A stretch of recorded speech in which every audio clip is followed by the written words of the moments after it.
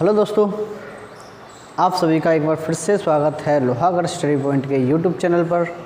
और हम जो कर रहे हैं, हम 10th के लिए CBSE बोर्ड हो, आप चाहे किसी भी स्टेट बोर्ड से हों, उसके लिए अपन हिंदी मीडियम इंग्लिश मीडियम दोनों मीडियम में साइंस के लिए जो क्लासेस किसी भी है वो चल रहे हैं।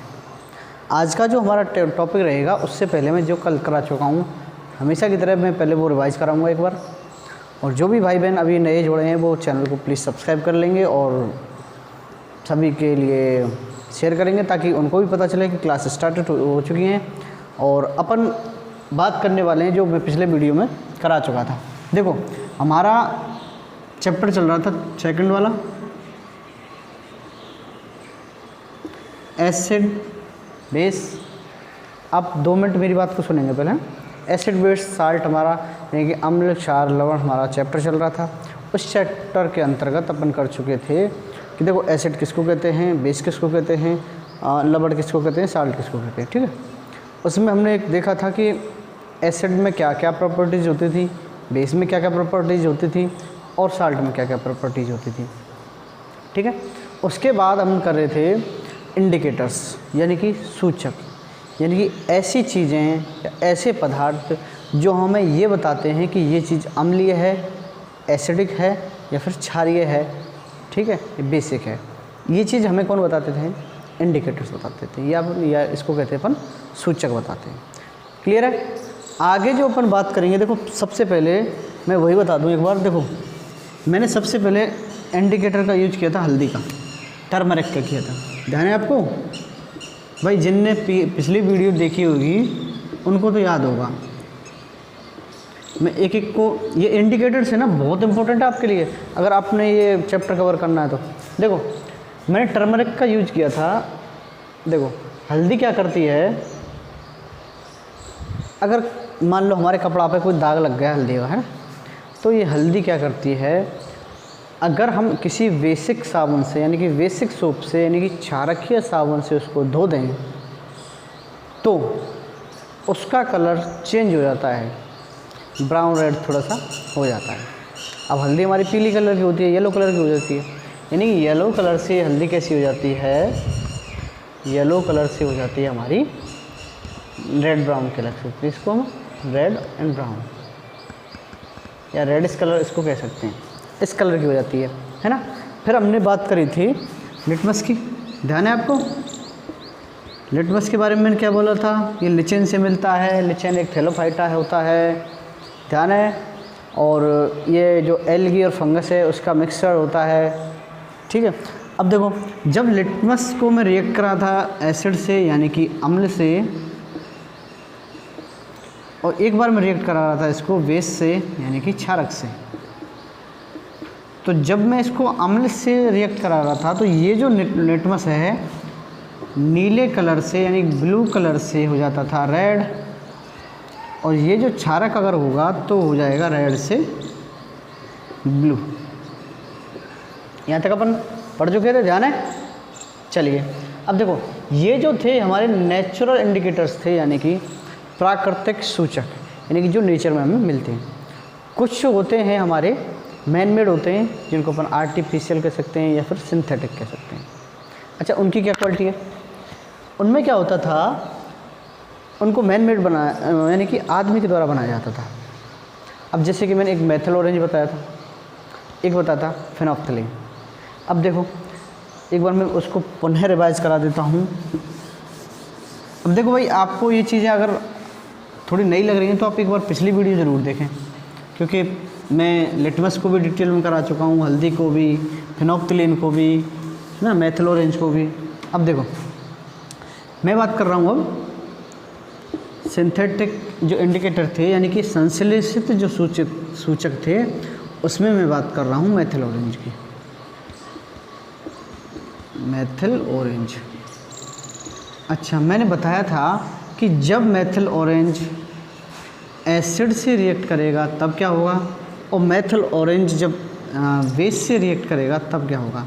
यानी मेथिल ऑरेंज को जब अपन करा रहे हैं अम्ल से तब क्या होता है, और जब अपन रिएक्ट करा दें बेस से तो क्या होता। देखो, तो जो मेथिल ऑरेंज का कलर है वो हो जाता है रेड। कैसा हो जाएगा? रेड। और अगर अपन बेस से करा रहे हैं तो इसका कलर हो जाएगा येलो।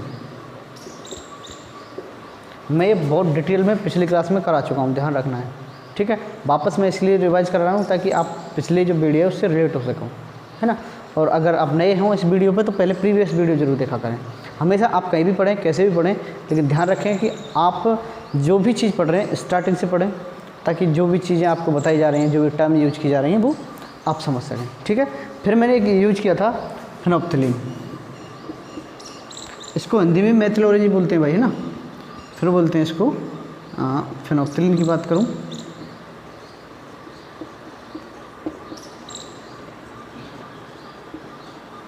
इसको कहते हैं फेनोल्फ्थलीन, इसको पढ़ते हैं लेकिन जल्दी में हम बोल देते हैं फेनोल्फ्थलीन। अब देखो फेनोल्फ्थलीन को मैंने एसिड से रिएक्ट कराया, यानी कि अम्ल से, और मैंने रिएक्ट कराया बेस से। अब जब फेनोल्फ्थलीन हमारा किसी भी चीज़ से रिएक्ट करेगा, यानी कि एसिड से रिएक्ट करेगा, तो ये बिल्कुल कैसा हो जाएगा, कलरलेस हो जाएगा। कैसा हो जाएगा, कलरलेस, यानी कि रंगहीन हो जाएगा। यानी कि हमारा जो फेनोल्फ्थलीन है अगर एसिड से रिएक्ट करेगा तो उसका कलर कैसा हो जाएगा, बिल्कुल कलरलेस हो जाएगा, यानी कि रंगीन हो जाएगा, ठीक है। और जब ये हमारा बेस से रिएक्ट करेगा तब इसका जो कलर है वो कैसा हो जाएगा, पिंक हो जाएगा। ये जो 4-5 चीज़ें हैं ना, एक तो आपको लिटमस का याद रखना है भाई, लिटमस को तो आप बहुत अच्छी तरह जानते हैं ना, रेड ब्लू ब्लू रेड, है ना। अच्छा, मेथिल ऑरेंज और फेनोल्फ्थलीन आपको याद रखना है कि मेथिल ऑरेंज को अगर एसिड से रिएक्ट कराएंगे तो रेड आएगा, और बेस से रिएक्ट कराएंगे तो येलो आएगा। और फेनोल्फ्थलीन को अगर अभिक्रिया अपन कराते हैं अम्ल से तो कलर आता है रंगहीन, और अगर अपन बेस से रिएक्ट करा रहे हैं तो कैसा हो जाता है, वो पिंक हो जाता है। तो यहाँ तक जिस भाई बहन को समझ में नहीं आया है वो मुझे कमेंट में कमेंट करे कि सर ये चीज़ यहाँ से समझ में नहीं आई है। हालांकि मैंने पूरा प्रयास किया कि आपको चीज़ें हमेशा तक याद रहें, ठीक है। लेकिन फिर भी मैं आपको एक बार सजेस्ट करूँगा कि आपको जो भी पढ़ाया जा रहा है उसको एक बार रिवीजन ज़रूर करें। मैं ये कहता हूँ कि एक बार नहीं, आप बार बार रिवीजन करें, क्योंकि ये जो चैप्टर है ना थोड़ा सा कॉम्प्लिकेटेड है, बहुत सारी रिएक्शन आने वाली हैं, ठीक है। एक सी रिएक्शन लगेंगी आपको, इसलिए आप लगातार और आराम से पढ़ाई करें, मेरे साथ बने रहें। मेरी गारंटी है मैं आपको अच्छे अंक दिलवाऊँगा, ठीक है। आप हमारे ऊपर विश्वास रखो।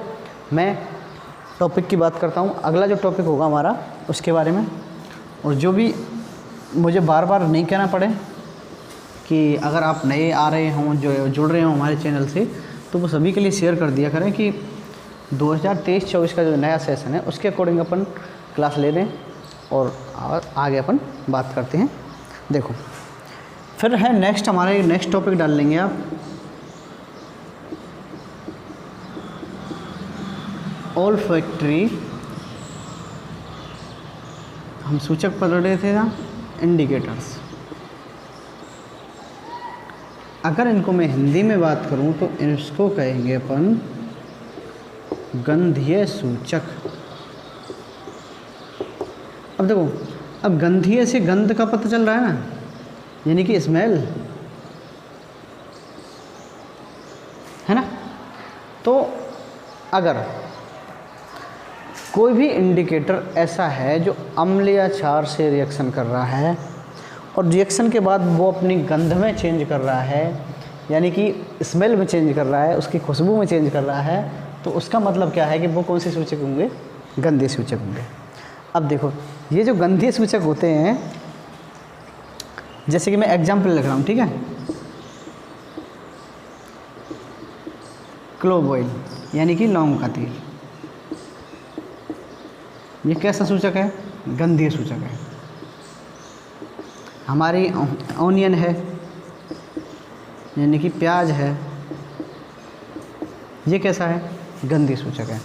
अब देखो प्याज का याद रखना है कि अगर आपको प्याज को आप अम्ल से रिएक्ट करा रहे हैं, एसिड से रिएक्ट करा रहे हैं, तब क्या होगा, और अगर आप प्याज को क्षार से रिएक्ट करा रहे हैं यानी कि बेस से रिएक्ट करा रहे हैं तो क्या होगा। तो जब अपन प्याज को, ऑनियन को अपन अम्ल के साथ रिएक्ट कराते हैं, अब हमें रिएक्ट करने का मतलब यह है कि पता चलना चाहिए हमें कि ये अम्ल है या क्षार है। तो जब हमें अम्ल के साथ रिएक्ट कराएंगे प्याज की तो उसमें होगा नो चेंज, और इसमें डेफिनेटली चेंज होगा।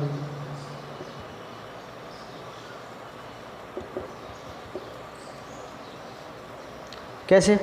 अब देखो, मैंने प्याज ली है ना, या फिर प्याज का रस लिया, जूस लिया है ना, अगर मुझे पता है कि ये एसिड है या बेस है, मुझे नहीं पता है, मुझे इसकी जांच करनी है, टेस्ट करना है।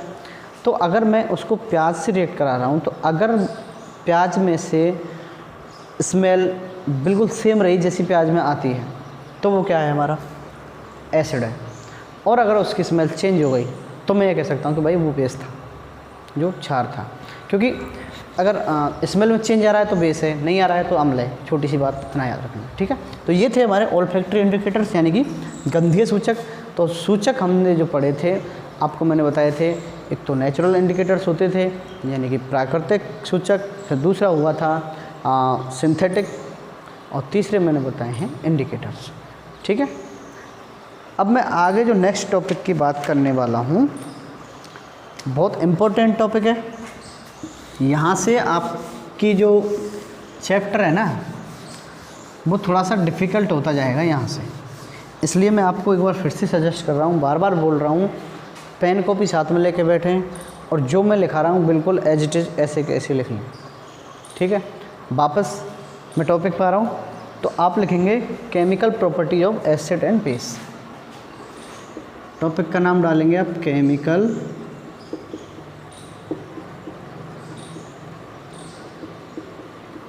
Properties of acid and base, यानी कि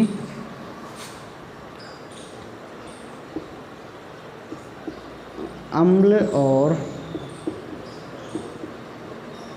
क्षारक के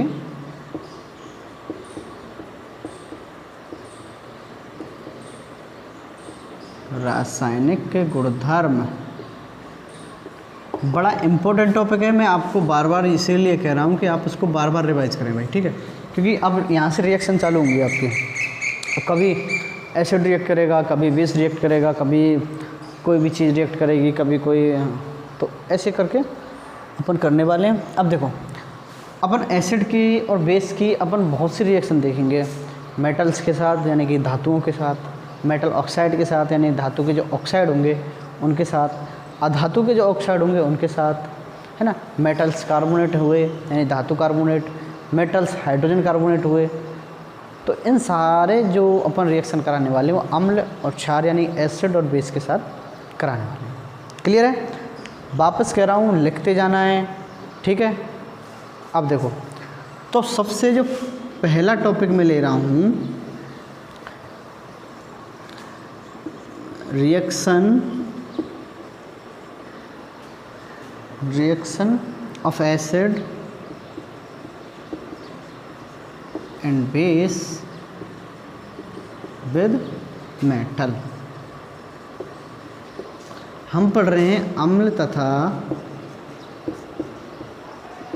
तथा क्षारकों का या फिर क्षारकों की किसके साथ रिएक्शन?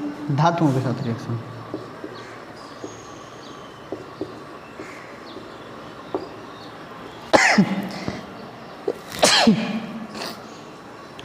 ठीक है, धातुओं के साथ अभिक्रिया।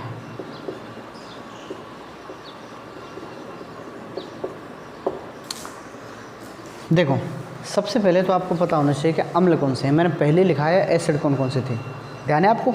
जब मैं फर्स्ट डे क्लास में ले रहा था तो आपको मैंने बताया था एसिड कौन से थे, बेस कौन से थे, लिखाए थे, फिर साल्ट लिखाए थे। तो कुछ एसिड अपन यूज करने वाले हैं और कुछ यूज करेंगे अपन मेटल।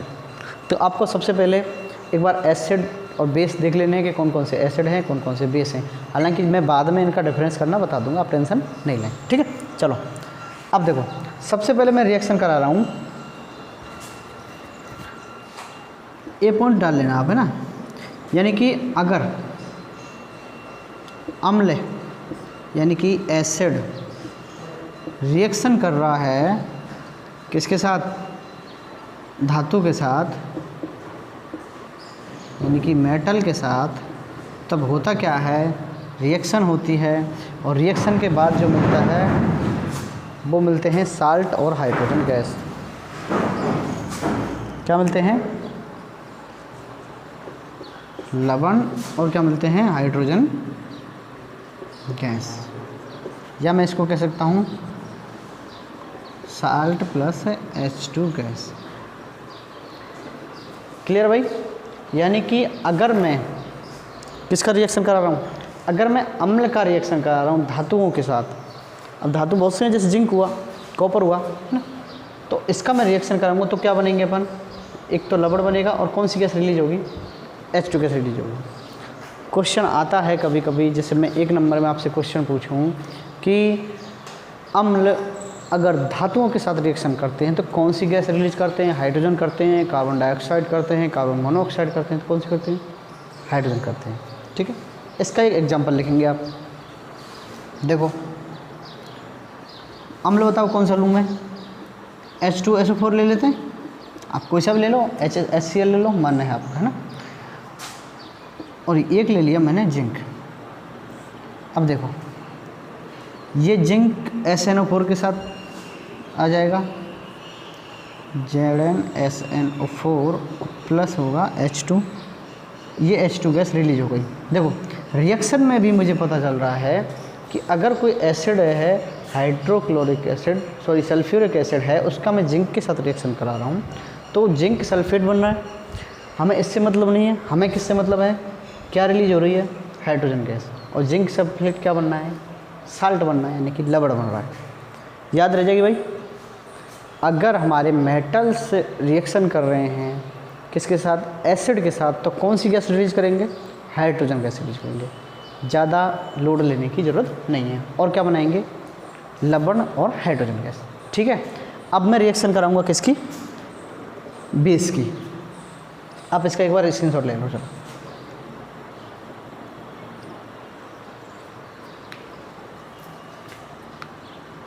मैं पूरा साफ कर लूँ, है ना। देखो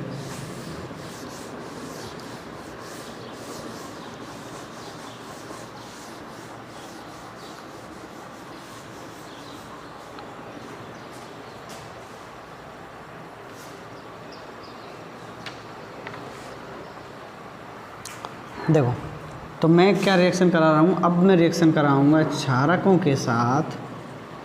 किसकी रिएक्शन करा रहा हूँ, धातु की।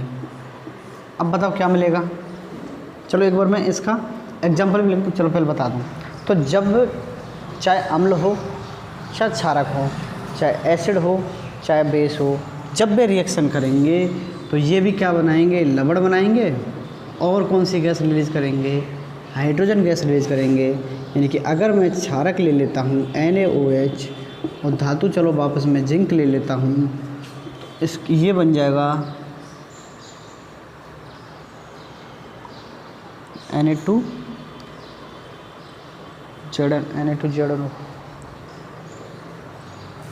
हाँ, इसको मैं बैलेंस करता हूँ, Na2 एक जिंक हो गया, ZnO2, इसको कहेंगे अपन सोडियम जिंकेट।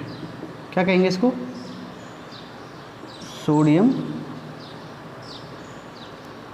जिंकेट, है ना। वापस से कौन सी गैस रिलीज होगी, देखो 2 मॉलिक्यूल से हाइड्रोजन के, हाइड्रोजन। ठीक है, तो फाइनली मैं ये कह सकता हूँ कि अगर चाहे एसिड हो चाहे बेस हो, ध्यान से सुने, चाहे एसिड हो चाहे बेस हो, अगर वो मेटल्स के साथ रिएक्शन कर रहे हैं तो क्या बनाएंगे, साल्ट बनाएंगे, और क्या कौन सी गैस रिलीज करेंगे, हाइड्रोजन गैस रिलीज करेंगे। आप अपनी बुक में देखें एक बार, एक्टिविटी 2.3 और 2.4 देखें, है ना, सभी हिंदी मीडियम इंग्लिश मीडियम दोनों देखें। देखो मैंने चलो ये ले लिया, है ना, मैं 2 टेस्ट ट्यूब ले रहा हूँ। ठीक है, टेस्ट ट्यूब मेरी टेढ़ी है, कोई दिक्कत नहीं। देखो इन दोनों टेस्ट ट्यूब में मैंने क्या लिया है, क्या ले रहा हूँ मैं, जिंक ले रहा हूँ दोनों में, है ना। अब मुझे एक में डालना है क्या, एसिड, और एक में डालना क्या, बेस। अब देखो मैंने अभी एसिड कौन सा डाला था, चलो मैंने डाल लिया इसमें H2SO4, है ना। इसमें मैंने चलो ये कौन सा मैंने बेस डालना था ना, NaOH, यानी कि मैं दो परख नली लेता हूँ A और B, चलो मैं इसका नाम ले लेता हूँ A और B। मैं दोनों परख नली में जिंक के टुकड़े ले रहा हूँ, उसको मैं रिएक्ट करा रहा हूँ। एक तो एसिड लेना है मुझे, एक क्या लेना है, बेस लेना है। एक ले लिया मैंने H2SO4, एक ले लिया मैंने NaOH, ठीक है। अब देखो एक एक को समझो। तो जब जिंक रिएक्ट करेगा किसके साथ, H2SO4 के साथ, तो यहाँ से कौन सी गैस रिलीज होगी, H2 गैस रिलीज होगी। सेम यही प्रोसेस यहाँ से भी कौन सी गैस रिलीज होगी, H2 रिलीज होगी। अब समस्या कहाँ आती है पता है, अब यहाँ से गैस तो रिलीज हो गई, लेकिन आपको भी नहीं पता, मुझे भी नहीं पता कि ये गैस H2 थी। बताओ भाई कैसे पता चलेगा कि ये गैस H2 थी, हैं। अब ऐसा तो नहीं है आप गैस को देख के बता दो कि ये H2 गैस है, या फिर कार्बन मोनोऑक्साइड है, या फिर कार्बन डाइऑक्साइड है, नहीं पता चल सकता। तो इसके लिए भी हमने एक टेस्ट किया। क्या कर रहे हैं देखो, वापस से मैं एक को समझा देता हूँ। समझ में तो आ रहा है भाई, कमेंट कर दिया करो बार बार मुझे, और बता दिया करो कि हाँ सर ये चीज़ समझ में आई या फिर नहीं आई, ठीक है। चलिए देखो मैंने क्या है, अब के मैं साफ बनाऊंगा एक शानदार, ठीक है। मैंने इसमें जिंक के टुकड़े ले लिए, ठीक है। ये जिंक के टुकड़े हैं भाई, क्या ले लिया मैंने, जिंक ले लिया। इसमें मैंने एसिड डाल दिया, कौन सा, इसमें कौन सा एसिड डाल लिया मैंने, अम्ल डाल लिया मैंने H2SO4। मैंने अभी बताया कि ये रिएक्शन के बाद, चलो मैं इसको इधर लेके जा रहा हूँ, और यहाँ से गैस रिलीज होगी, है ना। अब मुझे नहीं पता कौन सी गैस रिलीज होगी, है ना। मैंने क्या करा है, एक टब ले लिया, चलो, है ना।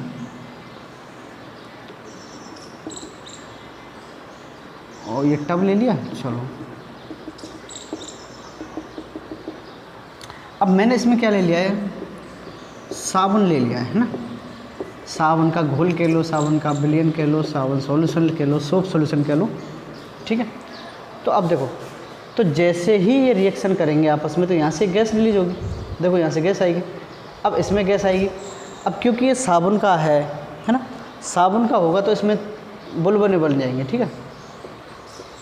अब ये बुलबुले क्या है, ऊपर उड़ेंगे, क्योंकि इसमें गैस भरी हुई है, और गैस हल्की होती है भाई, ऊपर उड़ती है। ये बुलबुले बन गए, है ना। अब देखो, अब भी मुझे नहीं पता है कि ये कौन सी गैस के बुलबुले हैं, तो मैं यहाँ पे क्या लेके आता हूँ, एक मोमबत्ती लेके आता हूँ, और इस मोमबत्ती को मैंने जलाया है, बड़ी अच्छी लग रही है ये, ठीक है। चलो, है ना, ये मोमबत्ती मैंने जलाई और इस बुलबुले के पास लेके गया, इनके पास। तो जैसे पटाखे होते हैं ना, फट फट की आवाज़, तो उस आवाज़ से जलने लगते हैं। और ये आवाज़ कौन सी गैस करती है, हाइड्रोजन गैस करती है। हमेशा याद रखो, पटाखे की तरह, यानी कि फट फट की आवाज़ आती है जब अपन गैस के पास कोई जलती हुई कैंडल लेके जाएंगे, तो वो कौन सी गैस है, हाइड्रोजन गैस है, ठीक है। वापस टॉपिक पे आओ। मैं बात कर रहा था कि मेटल्स के साथ मैं रिएक्ट करा रहा था एसिड को, बेस को, यानी कि धातुओं की मैं क्रिया करा रहा था किसी भी अम्ल के साथ या फिर क्षार के साथ। अब मैंने एक अम्ल लिया, कौन सा ले लिया, H2SO4, उसके साथ रिएक्शन कराई। उसके साथ मैंने जैसे ही रिएक्शन कराई तो ये गैस रिलीज हुई, लेकिन मुझे नहीं पता कि वो कौन सी गैस है। उसके लिए मुझे क्या करना पड़ा, मैंने सोप का सॉल्यूशन लिया, यानी कि साबुन का एक विलयन ले लिया, घोल ले लिया। उसमें से मैंने उस गैस को जब गुजारूंगा तो इसमें से ये पास होगी गैस, तो बुलबुले बन जाएंगे हमारे। भाई अपन साबुन को नॉर्मल देखते हैं तो बुलबुले बन जाते हैं ना, साबुन हुई, डिटर्जेंट हुआ, सरफ हुई, तो बुलबुले बने। अब ये बुलबुले, इसमें गैस भर गई है, अब गैस भरेगी तो ऊपर जाएंगे। जैसे ही ऊपर जाएंगे और इनके पास मैं जलती हुई कैंडल लेके जाऊँ, मोमबत्ती लेके जाऊँ, तो ये कौन सी आवाज़ करेंगे, फट फट की आवाज़ करेंगे। और फट फट की आवाज़ कौन सी गैस करती है, हाइड्रोजन गैस करती है। तो इससे मैं ये कह सकता हूँ कि डेफिनेटली कि जब मेटल के साथ चाहे एसिड रिएक्ट करे चाहे बेस रिएक्ट करे, कौन सी गैस रिलीज होनी चाहिए, H2 गैस रिलीज होनी चाहिए। दूसरी बात क्या बनते हैं, साल्ट बनते हैं। आपका फर्स्ट जो मैं हेडिंग थी वो मैं कवर कर चुका हूँ। ठीक है, अब अपन नेक्स्ट की बात करेंगे। हाँ, आप स्क्रीनशॉट ले लिया करें, वैसे मैं लिखने का टाइम दे देते हूँ, वैसे कोई दिक्कत नहीं है ना। देखो सेकंड डाल लो आप, है ना। सेकंड है आपकी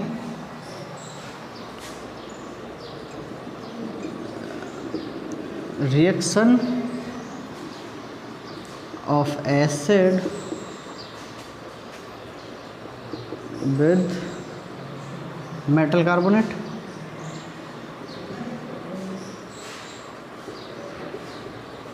यानी कि हम अब किसकी अभिक्रिया करा रहे हैं, अम्ल की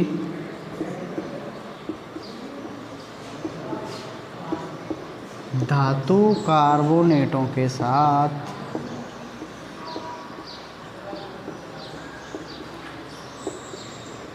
भाई रिएक्शन आपको याद रखनी है ना। आपको एक हुआ है कि अगर अपन मेटल का रिएक्शन करा रहे हैं एसिड से या बेस से तो हाइड्रोजन गैस रिलीज होगी, प्लस में साल्ट बनते हैं। Is that clear?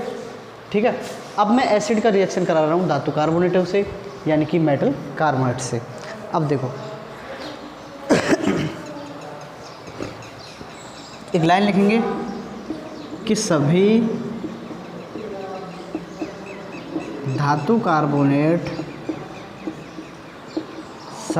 कार्बोनेट अम्लों के साथ अभिक्रिया करके, किसके साथ, अम्लों के साथ अभिक्रिया करके क्या बनाते हैं बताओ। एक तो लवण बनाएंगे, ठीक है, प्लस में और क्या बनाएंगे, कार्बन डाइऑक्साइड बनाएंगे, प्लस में H2O बनाएंगे। ठीक है, ये सारी चीज़ें बनाते हैं, अभिक्रिया करके ये बनाते हैं। अब देखो वहाँ पे क्या था कि जब वो रिएक्ट कर रहे थे, एक सेकंड, जब वो रिएक्ट कर रहे थे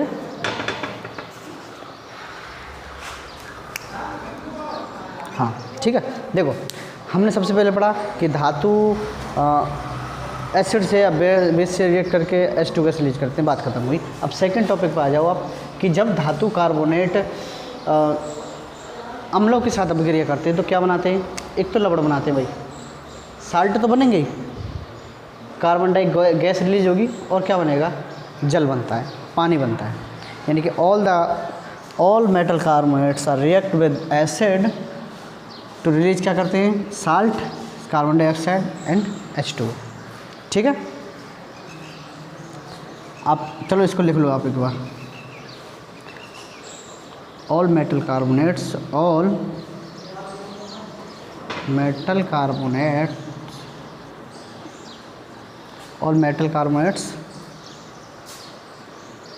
हाइड्रोजन कार्बोनेट भी अपन कर लेंगे। चलो, react with acid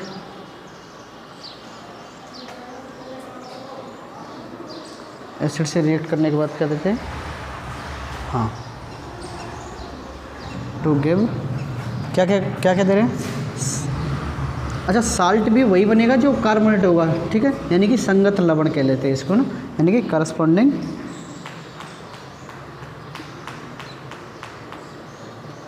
corresponding salt. और क्या बनाएंगे, कार्बन डाइऑक्साइड, और क्या बनाएंगे, H2O। अब देखो अभी हमने धातुओं के कार्बोनेटों की बात करी है। ठीक है, अगर मैं इसमें कह दूं कि धातु हाइड्रोजन कार्बोनेटों के साथ भी यही रिएक्शन होती है तो इसमें कोई गलत बात नहीं होगी। ठीक है, तो सबसे पहले मुझे क्या याद रखना है कि जो हमारे मेटल्स कार्बोनेट हुए, चाहे मेटल्स के हाइड्रोजन कार्बोनेट हुए, रिएक्शन करने के बाद क्या देते हैं, साल्ट देते हैं, कार्बन डाइऑक्साइड देते हैं, H2O देते हैं। ठीक है, अब देखो नीचे एक लाइन लिखेंगे, नोट, आप इसका एक बार स्क्रीनशॉट ले लो, है ना। तो एक नोट आप ये लिखेंगे,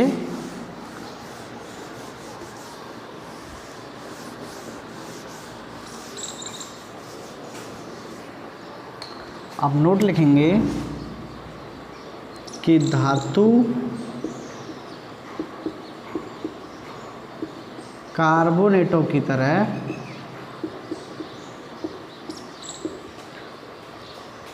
धातुओं के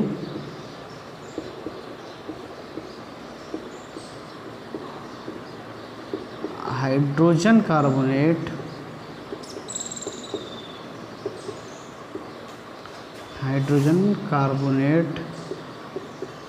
भी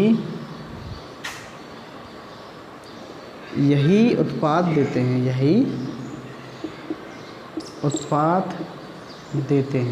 कौन कौन से उत्पाद देते हैं? एक तो संगत लवण देंगे भाई, करस्पॉन्डिंग साल्ट देंगे, और क्या देंगे बताओ? एक CO2 देंगे और H2O देंगे यार, याद रह जाएगा भाई। यानी कि अगर मेटल कार्बोनेट हो चाहे मेटल के हाइड्रोजन कार्बोनेट हो, दोनों अगर एसिड के साथ रिएक्ट करेंगे तो उसके संगत लवण यानी करस्पॉन्डिंग साल्ट देंगे, CO2 देंगे और H2O देने वाले हैं। ठीक है, मैं लिख रहा हूँ अब इसके एग्जाम्पल दोनों चीज़ों के साथ के साथ भाई लिख लेंगे तो आपको बढ़िया रहेगा। नहीं अभी तो अपना 2 रिएक्शन हुई हैं, फिर आप भूल जाओगे कि रिएक्शन किसके साथ कैसे करानी थी। ठीक है, हाँ तो एक बार मैं चलो लिख लेता हूँ, यानी कि एसिड अम्ल प्लस मेटल कार्बोनेट हो चाहे मेटल हाइड्रोजन कार्बोनेट हो, दोनों लिख लें है ना। चलो मेटल कार्बोनेट, और चाहे आप लिख सकते हो मेटल हाइड्रोजन कार्बोनेट, कोई सा भी हो सकता है, मेटल का कार्बोनेट हो चाहे मेटल का हाइड्रोजन कार्बोनेट हो। रिएक्शन करने के बाद करस्पॉन्डिंग साल्ट देते हैं, यानी कि लवण देते हैं, CO2 देते हैं और H2O देते हैं। समझ में आ गई बात भाई, है ना। अब एक एग्जांपल लिखो आप, है ना। देखो मैंने एसिड ले लिया H2SO4, ठीक है, यानी कि सल्फ्यूरिक एसिड लिया। अब मैंने कार्बोनेट ले लिया Na2CO3, यानी कि सोडियम कार्बोनेट। ठीक है, लिख लेना आप पूरा नाम, है ना। तो ये सोडियम कार्बोनेट जब रिएक्ट करेगा NaOH, अब क्या बनाएगा देखो, SO4 NO2, यानी कि Na2SO4 बनाएगा और यहाँ से CO2 आ जाएगा H2O। ठीक है, CO2 प्लस H2O, ये सारी चीज़ें बनाने वाला है। ठीक है, तो इसको क्या कहते हैं अपन, सोडियम कार्बोनेट, इसको कहते हैं सोडियम सल्फेट। ये सोडियम सल्फेट क्या है, एक साल्ट है, और मैंने बताया था करस्पॉन्डिंग लवण होना चाहिए, करस्पॉन्डिंग साल्ट होना चाहिए। इसका मतलब क्या है कि जो अपन हमारे रिएक्टेंट में है ना सोडियम कार्बोनेट, इसका कार्बोनेट है तो इसी का लवण बनेगा, ऐसे नहीं आप और कुछ NaCl बना दो, नहीं बन सकता, है ना। ये हो जाएगा, यानी कि जब अपन एसिड का रिएक्शन मेटल कार्बोनेट है ना इससे कराएंगे तो साल्ट, कार्बन डाइऑक्साइड और हाइड्रोजन जल बनता है, वाटर बनता है। ठीक है, अब देखो आप एक्टिविटी है नेक्स्ट आपकी, उसको मैं बता देता हूँ इसके लिए ना, आप इसका एक बार स्क्रीनशॉट ले लो।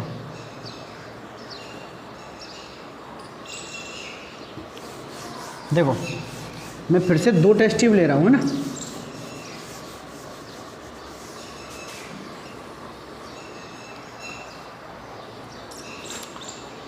देखो पहले मैं कार्बोनेट्स ले लेता हूँ, फिर मेटल कार्बोनेट ले लेता हूँ, है ना। एक सेकंड रुको, ठीक है। देखो तो मैं पहले कार्बोनेट ले रहा हूँ, ठीक है, एक ले रहा हूँ मैं Na2CO3, है ना। इसकी स्टेट क्या होती है, सॉलिड होती है, ठीक है, सॉलिड ले रहे हैं। और इसका रिएक्शन मैं किसके साथ करा रहा हूँ, HCl के साथ करा रहा हूँ भाई। धातु कार्बोनेट यानी कि मेटल कार्बोनेट का रिएक्शन मुझे किसके साथ कराना है, एसिड के साथ। अब मैं हाइड्रोजन कार्बोनेट लेता हूँ NaCO3, ठीक है, ये भी सॉलिड लेता हूँ और मैं HCl का सॉल्यूशन ले रहा हूँ, ठीक है। ये रिएक्ट करेंगे तो देखो यहाँ से बनाएगा ये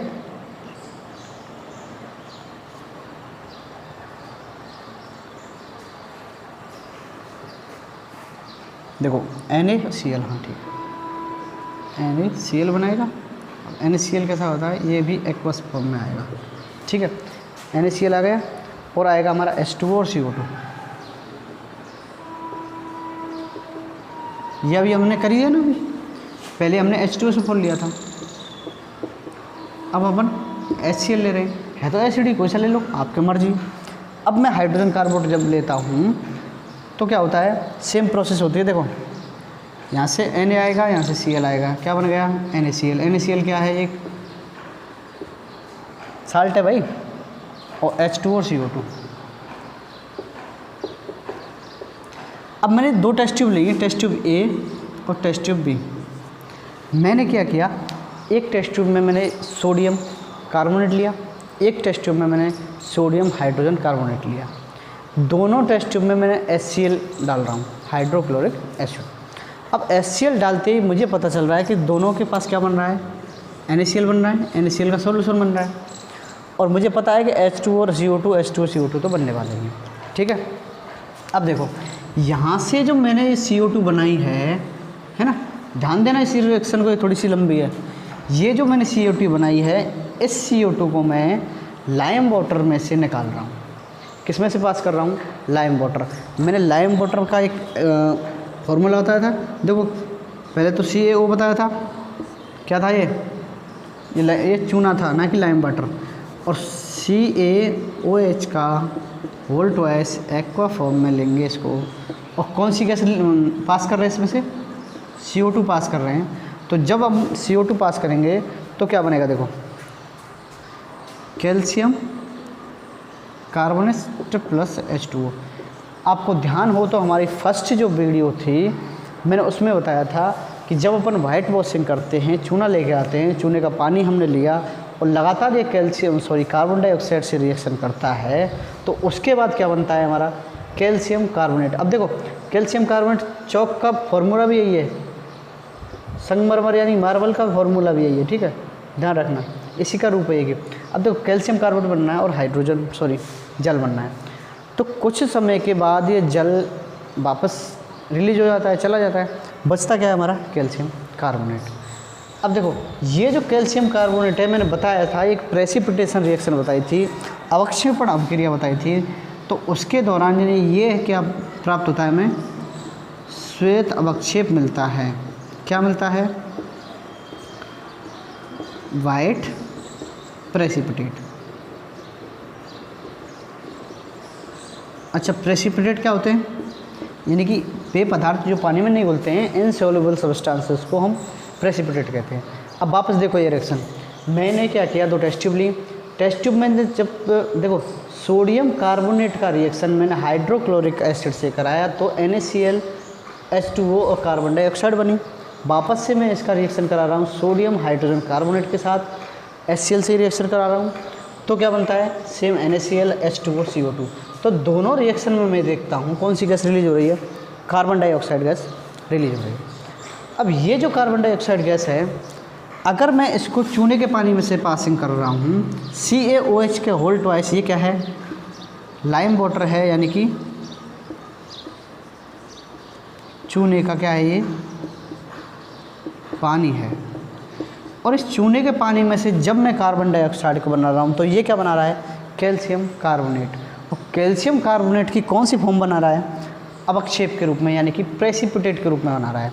अब मुझे पता है कि ये जो प्रेसिपिटेट है पानी में नहीं घुल सकता, देखो पानी भी अलग है और ये अलग है, तो ये क्या मिला मुझे, अवक्षेप मिला। अब इसको अगर वापस से, अब ये एक बार सोचो, अगर मैं इस कैल्शियम कार्बोनेट को और ये जो मुझे मिला है अवक्षेप पूरा, इसको और ज़्यादा कार्बन डाइऑक्साइड दूँ तो क्या होगा भाई। अब ये जो रिएक्शन है इसका एक बार स्क्रीनशॉट ले लो, है ना। अब वहाँ से मैं शुरू करूँगा एक बार, ठीक है।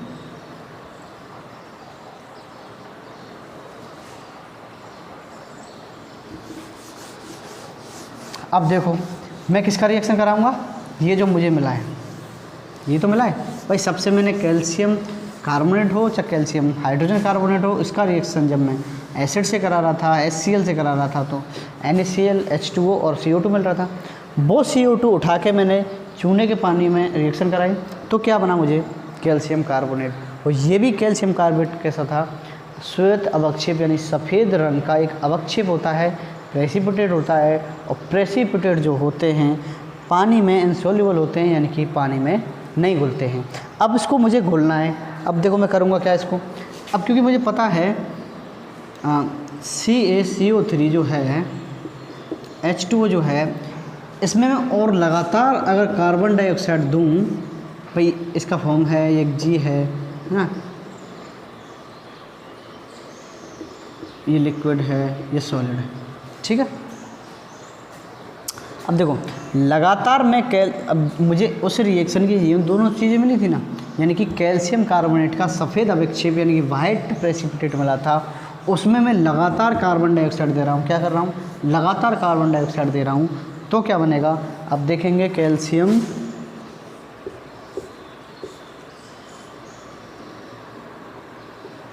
ये बनेगा क्या, हाँ बिल्कुल।